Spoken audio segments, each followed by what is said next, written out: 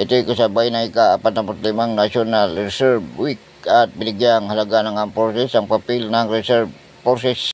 Ayon kay Armed Forces spokesperson Colonel Francel Margaret Padilla, dagdag pwersa ang mga reservists kung saan handa ang mga ito na i-deploy sakasakaling may gera, invasion o rebellion.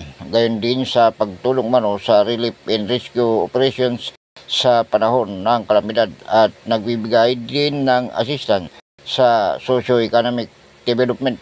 Ani Padilla, pinaigting nila ang recruitment sa Reserve Forces kung saan malaki mano ang naitulong ng mga artista sa paghikayat lalo na sa mga kabataan.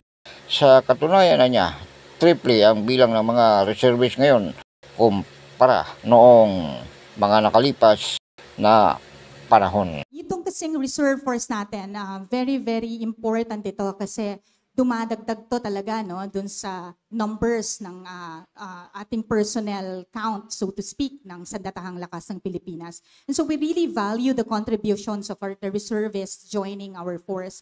So intensified no yung pag-recruit natin ng mas maraming magjo-join sa ating reserve forces. And nakita natin no talagang yung influx ng applications napakarami.